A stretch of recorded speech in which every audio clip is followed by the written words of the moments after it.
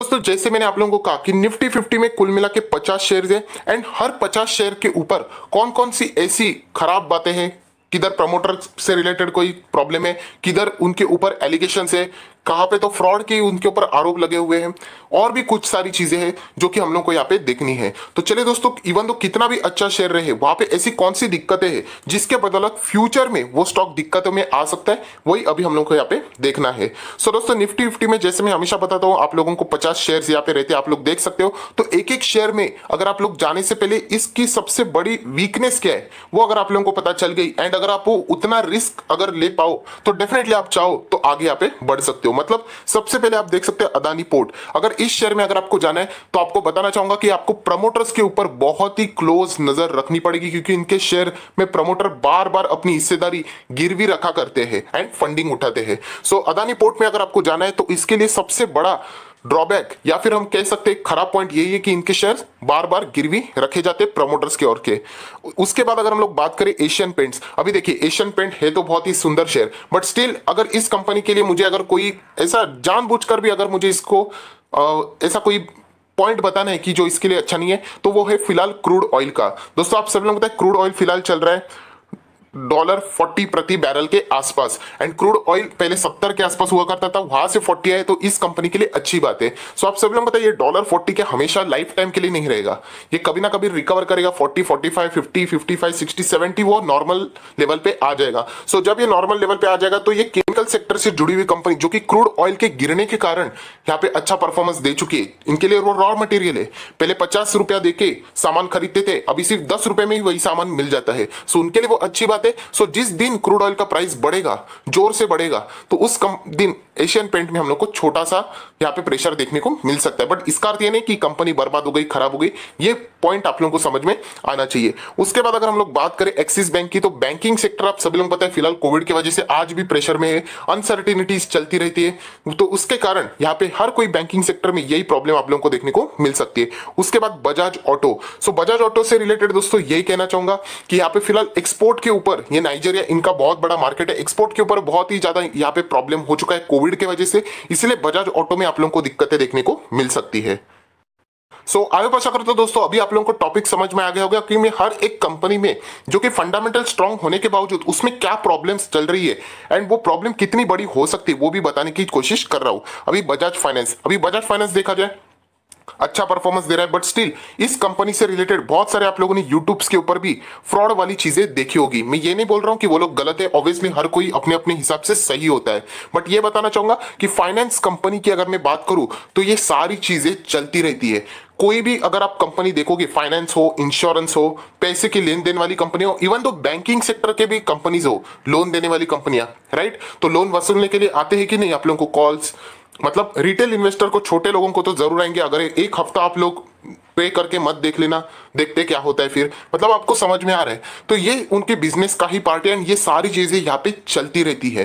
तो इसलिए कहना चाहूंगा ये कोई नई बात नहीं है। जैसे कि आप लोगों को पता है बजाज फाइनेंस में भी बीच में बहुत सारी चीजें दिखाई जा रही थी कि फ्रॉड हो रहा है, जो कि उनके हिसाब से वो बिल्कुल सही है, बट मैंने आप लोगों को ये भी बताया कि बजाज फाइनेंस की अगर देखा जाए तो वो फ्रॉड की जो अगर अमाउंट्स की वो बात की जा रही है, मतलब वो प्रॉब्लम्स यहाँ पे चल रहे हैं वो बहुत ही छोटे कंपेरेटिवली कंपनी के साइज के हिसाब से, 1.5 लाख करोड़ की कंपनी है मार्केट कैपिटलाइजेशन के हिसाब से, एंड इवन दो अगर कुछ कल हो भी जाता है तो कंपनी को मात्र छोटा मोटा अमाउंट ही पे करना पड़ेगा, तो इससे कंपनी का कोई सर्वाइवल खतरे में नहीं आता। बट ये चीज हम लोग जरूर कह सकते हैं टेम्पररी स्केल के लिए बजाज फाइनेंस को जरूर नीचे गिरा सकती है। सो बजाज फाइनेंस से रिलेटेड या फिर किसी भी फाइनेंस कंपनी, अभी देख सकते हैं बजाज फिनसर्व, सो बजाज फिनसर्व में भी आप लोगों को यही गड़बड़ी देखने को मिलेगी कि यहाँ पे कस्टमर के साथ उनका अनबन हो रहा है, एंड ये हर फाइनेंस कंपनी में दोस्तों होता ही रहता है, ये बिजनेस का पार्ट है। आप लोग कोई भी कंपनी अगर जाके देख लेना, उनके एनुअल रिपोर्ट्स देख लेना, उनमें आप लोगों को देखने को मिलेगा कि कंपनीज के ऊपर कुछ ना कुछ केस चालू ही है, ये चलता ही रहता है, ये आप सभी लोगों को मैं बताना चाहूंगा। चलिए दोस्तों बाद में आ जाते हैं यहाँ पे एयरटेल। अगर आप लोग एयरटेल खरीदते हो तो सबसे बड़ा खतरा यही है कि इनका कॉम्पिटिटर बहुत बड़ा हाथी है, रिलायंस जियो, आप सभी लोग पता है। उसी के साथ साथ अगर हम लोग एयरटेल की बात करें तो आप सभी लोग पता है वोडाफोन आइडिया जो खत्म होने की पहले हम लोग इंतजार प्रतीक्षा यहाँ पे कर रहे थे, ऐसा लग रहा था कि हो जाएगी, बट फिलहाल सुप्रीम कोर्ट ने यहाँ पे उनको 10 साल का एक्सटेंशन दे दिया, जिसके बदौलत वो भी कंपनी अभी तक जिंदा है। सो वोडाफोन आइडिया जिंदा रहने के कारण एंड जियो का बहुत बड़ा धमाका देखने के कारण भारतीय एयरटेल हमेशा हम लोग को प्रेशर में देखने को मिल सकती है। सो हर एक कंपनी का ऐसे ड्रॉबैक मैं आपको बता रहा हूं, तो फटाफट अभी शुरू कर लेते हैं। बीपीसीएल, बीपीसीएल अगर देखा जाए तो इतना कुछ खास नहीं परफॉर्मेंस दे रहा है, बट डाइवेस्टमेंट की न्यूज आई थी कि सरकार अपनी हिस्सेदारी बेचेगी, सिर्फ उसी के चलते यहाँ पे खुशी होती है।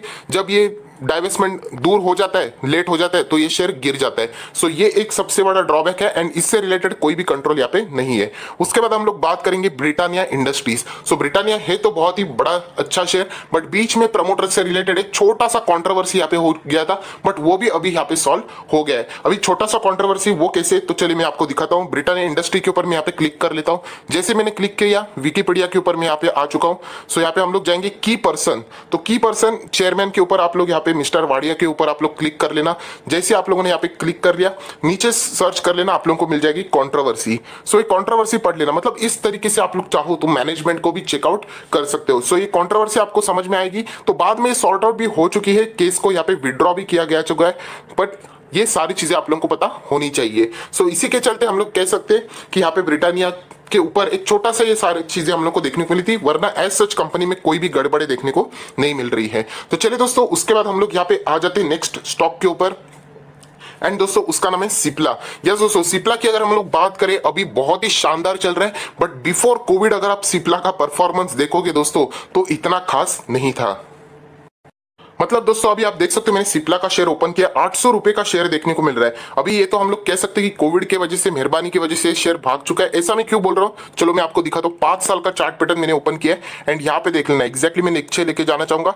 डेट देख लेना दोस्तों, मार्च के बाद ये कंपनी जिस टाइप से भाग चुकी है, मतलब ये रिटर्न देख लेना, जितना ये भागी है, लगभग अगर आप देखोगे 100% के रिटर्न देख सकते हैं, 103% के रिटर्न यहाँ पे आपको स्क्रीन के ऊपर देखने को मिल रहे हैं। तो चलिए दोस्तों, ये तो कोविड का इंपैक्ट है, इस कोविड के इंपैक्ट को हटा दो। सो बिफोर कोविड सिप्ला क्या परफॉर्मेंस दे रही थी, चलो एक बार चेक कर लेते हैं। तो आप देख सकते हैं 42 to 34% ये डाउन थी। एग्जैक्टली अगर आप देखोगे तो आपको देखने को मिल जाएगा, ये देख लेना, ये 5 साल का ग्राफ है। कंपनी लगातार 15 से लेके अप्रैल 20 तक 40% से भी ज्यादा का नुकसान अपने शेयर होल्डर को दे चुकी थी। सो सिप्ला के लिए सबसे बड़ा ड्रॉबैक वाला पॉइंट है, अच्छी बात नहीं है कि कोविड के चलते भागा हुआ स्टॉक है। अगर जैसे ही कोविड जितना स्लो डाउन हो जाएगा, कभी ना कभी तो हट जाएगा, तो उसके बाद हम लोग को शायद से सिप्ला में अच्छी खासी गिरावट भी देखने को मिल सकते हैं, क्योंकि वहां पे प्रॉफिट बुकिंग ज्यादा होने के चांसेस बढ़ जाते हैं। सो दोस्तों सिप्ला के बाद बात करेंगे कोल इंडिया की। तो कोल इंडिया पहले अच्छा स्टॉक्स था दोस्तों, अभी इतना अच्छा नहीं है, कंपटीशन बहुत ज्यादा यहाँ पे बढ़ चुका है। मैं सिर्फ ऐसी बात नहीं कर रहा कि कोल का जो बिजनेस है ऑब्वियसली उनका मोनोपोली टाइप ही है, बट यहाँ पे प्राइवेट प्लेयर्स भी अभी एंट्री आ चुकी है। एंड अगर आप लोग देखोगे तो पिछले 5-6 साल से बिल्कुल भी अच्छा परफॉर्मेंस नहीं दे रहा है। सो कोल इंडिया से फिलहाल दूरी रहना, एंड वैसे भी सरकार डाइवेस्टमेंट की ओर बढ़ती जा रही है, तो इसका भी नंबर कभी ना कभी आने ही वाला है। डिविस लैबोरेटरीज की बात करें तो ये अभी अभी एंटर किया हुआ स्टॉक है, ज्यादा अगर हम लोग बात करें तो कोई भी यहाँ पे बड़ा हम लोगों को चीज देखने को नहीं मिल रहा है, तो ठीक ठाक स्टॉक है। उसके बाद अगर हम लोग बात करें डॉक्टर रेड्डीज की, तो ये भी अच्छा स्टॉक है, बट ये भी कोविड के वजह से बहुत अच्छा यहाँ पे चल चुका है। बिफोर कोविड अगर आप देखोगे तो वहां पे भी हम लोग को 30-40% की गिरावट ही देखने को मिल रही थी। उसके बाद अगर हम लोग बात करें निफ्टी 50 आयशर मोटर, सो दोस्तों आयशर मोटर की 2 दिक्कतें हैं। सबसे पहले अगर हम लोग बात करें तो 2 व्हीलर्स में अच्छा खासा कॉम्पिटिशन ऑलरेडी अवेलेबल है। इनके जो बाइक्स है रॉयल इनफील्ड, उनका प्राइस बहुत ज्यादा है, आप सभी लोगों को पता है, कंपैरिजन में बाकी कंपनीज की। एंड अगर हम लोग बात करें तो आयशर मोटर बुलेट यहाँ पे बनाती है, तो आप सभी लोगों को पता है होंडा ने भी 350 करके एक बुलेट लॉन्च की है। सो इनको सीधा सीधा टक्कर हम लोगों को देखने को यहाँ पे मिल रहा है। तो एक बात है जिसके बदौलत आयशर मोटर में आप लोगों को फ्यूचर में दिक्कतें देखने को मिल सकती है। गेल की बात करें तो अगेन पीएसयू कोई ज्यादा अच्छा परफॉर्मेंस नहीं है। जितने भी पीएसयू है उनमें एक ही दिक्कत है दोस्तों, सरकार कभी ना कभी हिस्सा बेचेगी, उसके चलते डर बना रहता है। उसी के साथ साथ ग्रेसिम की बात करें तो बिल्कुल अच्छा परफॉर्मेंस यहाँ पे नहीं दे रहा है, ठीक ठाक परफॉर्मेंस है, जिस टाइप के रिटर्न मिलने चाहिए दोस्तों यहाँ पे नहीं मिलते हैं। एचसीएल टेक्नोलॉजीज अच्छा शेयर है, कोई दिक्कत वाली बात है नहीं, बट स्टिल अगर हम लोगों को पिन पॉइंट निकालना है तो देखा जाए तो ज्यादातर करके लोग टीसीएस एंड इन्फोसिस को ज्यादा प्रेफरेंस देते हैं रेदर देन एचसीएल टेक्नोलॉजीज। देखा जाए तो ये कोई वजह नहीं है कि इसको नीचे गिराने के लिए, बट सिर्फ आपको बता रहा हूं। एचडीएफसी देखा जाए, देखिए फाइनेंस की अगर बात आई तो वापस अनबन होती हुई देखने को मिलती रहती है।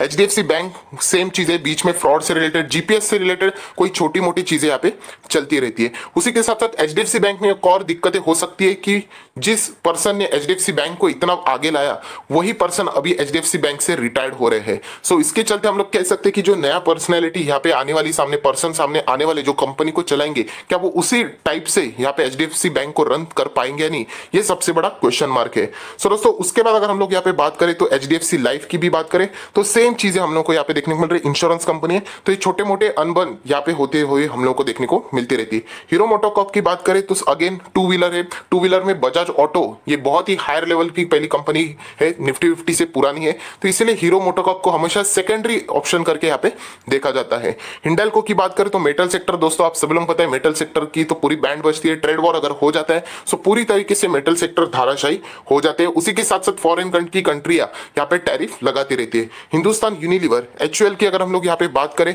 तो कुछ छोटे मोटे कॉन्ट्रोवर्सीज में फंसते रहते हैं, जैसे कि इनका बीच में प्रोडक्ट था fair and lovely. So fair and lovely में आप सभी लोगों को पता है यहाँ पे फेयर नाम उनको हटाना पड़ा, तो ऐसे कुछ ना कुछ उनके प्रोडक्ट से इसके चलते यहाँ पे चीजें खराब होती रहती है। इसका अर्थ ये नहीं कि कंपनी बर्बाद हो जाएगी, बट ये सिर्फ मैं आप लोगों को ड्रॉबैक वाले पॉइंट्स यहाँ पे कुछ ना कुछ बता रहा हूं। आईसीआईसीआई बैंक की अगर हम लोग बात करें तो ये भी बैंकिंग वाले जितने भी कंपनीज है, फाइनेंस वाली कंपनियां कोविड के चलते हम लोग को प्रॉब्लम में देखने को मिल रही है। इंडसइंड बैंक की अगर बात करें तो आप सभी लोग बताए वोडाफोन आइडिया को बहुत बड़ा एक्सपोजर देके बैठे हुए, सो वहां पे कभी भी कोई प्रॉब्लम हो जाती है सो इंडसइंड बैंक में भी हम लोग को दिक्कतें देखने को मिल जाती है। इन्फोसिस की बात करें तो इन्फोसिस में एज सच अभी कोई प्रॉब्लम नहीं है, बट कॉर्पोरेट गवर्नेंस से रिलेटेड इश्यूज बार बार सामने आ चुके हैं। एक बार विशाल सिक्का ने भी निकाले थे, उसके बाद हम लोगों को बाद में विसल ब्लोअर ने भी निकाले थे, बट दोनों बार अगर हम लोग देखें तो जीत इन्फोसिस के मैनेजमेंट की हुई है। बट दो बार अगर ये चीज हो चुकी है तो definitely third and fourth time भी फ्यूचर में शायद से हो सकती है। उसके बाद अगर हम लोग बात करें आईओसी की तो वापस पीएसयू जितने भी है इग्नोर कर देना। आईटीसी तो आप सभी लोगों को पता है ऑलरेडी बहुत सारे लोगों को पेशेंस के साथ ही दबा के रखा हुआ है, एंड इसका रीजन है आप सभी लोगों को पता है ये सिगरेट कंपनी भी है एंड प्लस एफएमसीजी भी है, एंड इसके चलते हमेशा क्लैश होते रहते हैं। सो इससे रिलेटेड मैंने डिटेल वीडियो बनाया था कि आईटीसी में क्या दिक्कतें हैं, क्यों गिर रहा है, तो ऊपर आई बटन पे क्लिक करके आप लोग वो वाला वीडियो को रेफर कर सकते हो दोस्तों। उसके बाद अगर हम लोग बात करें JSW steel, again steel company, trade war से related issues, Kotak Mahindra bank में भी बीच बीच में हम लोगों को फ्रॉड से रिलेटेड ये चीजें चलती रहती है। फाइनेंस में हमेशा ये चीजें होती रहती है। एलएनटी की बात करें तो लोअर बीटा वाला स्टॉक है, बहुत स्लो चलेगा, ऑलमोस्ट बहुत सारे लोगों का ऑलरेडी उसने पैसा अटका के रखा हुआ है। महिंद्रा एंड महिंद्रा की अगर हम लोग बात करें, ऑटो सेक्टर की कंपनी जितनी भी है, मारुति हो, महिंद्रा महिंद्रा हो, अशोक लेलैंड हो, ये सारी कंपनियां दिक्कतों से ही जाते हुए हम लोग को देखने को मिल रही है। हाँ फिलहाल अगर हम लोग बात करें ट्रैक्टर्स बना रहे, इसके चलते यहाँ पे थोड़ी सी रिकवरी देखने को मिल रही है। उसके बाद अगर हम लोग बात करें नेस्ले इंडिया की तो नेस्ले इंडिया है बहुत ही अच्छा, सिर्फ एक ही प्रॉब्लम है कि इसका प्राइस बहुत ही ज्यादा है। सो उसके बाद अगर हम लोग यहाँ पे बात करें एनटीपीसी तो अगेन बिल्कुल भी मुझे तो ये निफ्टी 50 का पार्ट क्यों यही समझ में नहीं आता। उसके बाद ओएनजीसी भी, ये सारे कंपनी, पीएसयू कभी भी इनका हिस्सेदारी बेच सकते हैं। पावर ग्रिड भी अगर हम लोग देखें तो इनके ऊपर हमेशा ये प्रॉब्लमेटिक सिचुएशन देखने को मिल जाती है। उसके बाद बात करें रिलायंस इंडस्ट्री की तो रिलायंस के ऊपर दो तलवारें हैं लटकती हुई। सबसे पहले अमेजोन के साथ डील इनकी होगी या नहीं, एंड अभी फिलहाल अमेजोन नहीं माफ कीजिएगा सऊदी अरेमको के साथ, and second A stand for Amazon. आप सभी लोगों को पता है केस यहाँ पे फाइल कर दी है लीगली। वो कहते हैं कि रिलायंस की जो रिटेल के साथ मतलब फ्यूचर ग्रुप के साथ जो डील हुई है वो इलीगल है, यहाँ पे परमिशन चाहिए थी। सो ये दो पॉइंट्स ऐसे जो कि रिलायंस इंडस्ट्री के शेयर को गिरा जरूर सकते हैं। पहले डेप का मुद्दा था वो अभी हट चुका है। एसबीआई की भी बात करें तो बैंकिंग स्टॉक है, तो बैंकिंग स्टॉक कोविड में तो प्रॉब्लम में रहेगा, एंड वैसे भी लो बीटा वाला स्टॉक है, ज्यादा मूवमेंट देखने को नहीं मिलता है। एसबीआई लाइफ बहुत ही अच्छा है, बट इंश्योरेंस बैंकिंग फाइनेंस में हमेशा ये सारी बातें चलती है। जैसे कि मैंने आप लोगों को कहा कुछ कस्टमर यहाँ पे अनसेटिस्फाइड रहते हैं। श्री सीमेंट की बात करें तो सीमेंट सेक्टर थोड़ा आगे बढ़ता है, ज्यादा कोई एक्सपोजर देखने को बड़ा मिलता नहीं है। एंड अगर हम लोग बात करें श्री सीमेंट की तो उसका प्राइस भी अगर हम लोग देखेंगे तो बहुत ही ज्यादा है। सन फार्मा की अगर हम लोग बात करें तो एक ही दायरे में यहाँ पे अटका हुआ है, बहुत ज्यादा आगे नहीं जाता है ना ज्यादा पीछे जाता है, तो यहाँ पे बहुत सारे लोग यहाँ पे अभी भी फंसे हुए हम लोग को बीच बीच में देखने को मिलते रहते हैं। टाटा मोटर्स की बात करें तो लगभग बहुत ज्यादा इस कंपनी के ऊपर कर्जा है, एंड बहुत कुछ टाटा ग्रुप में हम लोग को अनबन होते हुए देखने को मिलते हैं। प्लस ऑटो सेक्टर की कंपनी है। टाटा स्टील की बात करें, अगेन मेटल सेक्टर बहुत बड़ा कंपनी का नाम है, बट यहाँ पे मैं ऑलरेडी आप लोगों को बता चुका, एक भी बार मैंने आप लोगों को ये शेयर रिकमेंड नहीं किया है। सो वहां पे अटकने के चांसेस ज्यादा है। टीसीएस की बात करें तो आप सभी लोगों को पता है SP group and Tata group का जो अनबन चल रहा है उसके वजह से टीसीएस में हम लोग को प्रेशर यहाँ पे देखने को मिलता रहता है। उसी के साथ साथ टेक महिंद्रा की अगर हम लोग बात करें तो टेक्नोलॉजी से जुड़ा हुआ ये बड़ा स्टॉक है, बट टेक की बात करते हो TCS, Wipro, HCL technology, Infosys, इनका नाम पहले आता है, उसके बाद टेक महिंद्रा का नाम आता है। तो ये सिर्फ आप लोगों को बताना चाहूंगा कि इसको ज्यादा हाईलाइट्स नहीं मिलते। टाइटन की बात करें तो एक ही फ्रेम में हम लोगों को यहाँ पे देखने को मिल रहा है। जब भी राकेश झुनझुनवाला बड़ा कभी भी क्वांटिटी बेचते तब इनमें हम लोग को छोटी मोटी दिक्कतें देखने को मिलती है। सो उसके बाद अगर हम लोग यहाँ पे और आगे बात करें, अल्ट्राटेक सीमेंट, ये भी अच्छा स्टॉक है, बट ये भी बीटा के हिसाब से मतलब बहुत ही स्लो चलता है, सालों साल उधर ही हम लोगों को देखने को मिलते हैं। यूपीएल की अगर हम लोग बात करें तो बहुत ही शानदार कंपनी है, बट स्टिल बाकी केमिकल कंपनी जिस टाइप का परफॉर्मेंस दे रही है उस हिसाब से ये कंपनी इतना परफॉर्मेंस अच्छा नहीं देती है। एंड विप्रो की अगर हम लोग बात करें, ये भी आपका पूरा जान ले लेगा। हालांकि हम लोग कह सकते हैं एटलीस्ट आईटीसी वाले उससे बेहतर इन लोगों को यहाँ पे रिटर्न मिल चुके हैं। सो दोस्तों यहाँ पे आप देख सकते हैं जितने भी इंपॉर्टेंट पैरामीटर्स थे यहाँ पे मैंने कवर कर लिए। मैंने जैसे कहा कि कुछ चीजें मैंने जबरदस्ती आप लोगों को दिखा दी कि इस कंपनी में ये प्रॉब्लम हो सकते हैं। सो आया आशा करता हूँ ये जो वीडियो है बहुत ही लंबा बन चुका है, बट अगर आपको अच्छा लगे, एफर्ट्स अच्छे लगे तो लाइक कर देना, दोस्तों के साथ शेयर कर देना, तो उनको भी ये सारी बातें पता चल जाएगी। So that's it, thank you very much दोस्तों, we will be meeting next video. तब तक के लिए बाय बाय।